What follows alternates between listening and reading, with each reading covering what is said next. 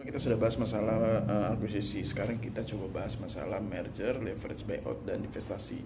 Dalam dunia bisnis, perusahaan besar punya strategi khusus untuk tumbuh dan berkembang lebih baiknya gitu. Tiga strategi yang paling sering digunakan itu adalah merger, leverage buyout, dan divestasi.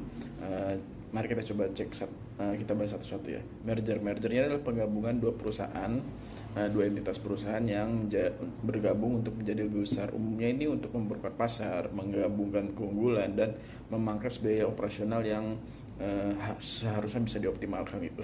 Merger ini bisa bersifat horizontal, yaitu antara perusahaan kita dengan perusahaan pesaing bergabung menjadi satu, atau secara vertikal antara perusahaan kita dengan perusahaan distributor misalkan, atau mungkin dengan vendor atau supplier kita gitu. Contohnya itu di tahun 2022 Indosat Ooredoo dan Tri Indonesia itu melakukan merger menjadi Indosat Ooredoo Hutchison. Hasilnya ini Indosat Ooredoo Hutchison ini menjadi operator seluler terbesar kedua di Indonesia dengan jaringan yang lebih luas dan skala ekonomi yang lebih efisien gitu loh. Lalu yang kedua, leverage buyout. Leverage buyout ini adalah proses akuisisi di mana pembeli atau mungkin kita ini membeli suatu perusahaan dengan sebagian besar mayoritasnya itu menggunakan dana pinjaman.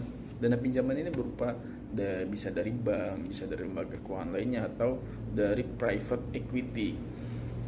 Dan aset perusahaan yang kita beli tersebut biasanya kebanyakan akan dijadikan jaminan gitu loh atas pinjaman tersebut. Strategi ini tuh memungkinkan kita bisa mendapatkan kontrol atas perusahaan tersebut, namun dengan modal seminimal mungkin.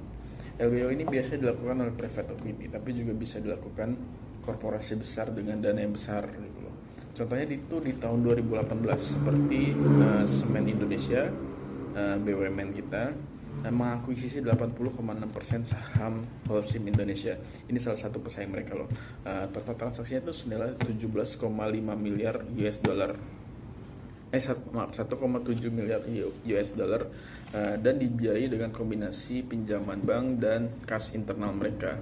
Tujuannya itu adalah memperkuat posisi pasar domestik dengan mengambil pesaing mereka dan sinergi operasional di sektor semen nasional. Lalu yang terakhir adalah divestasi. Ini adalah strategi pelepasan aset, unit usaha, dan anak perusahaan yang sudah tidak optimal gitu, sudah tidak profit lagi. Tujuannya agar kita bisa fokus pada bisnis inti dan mengurangi utang dan kebutuhan dana tunai lainnya, dan efisiensi unit operasional. Contohnya seperti Walls yang dijual oleh Unilever Indonesia.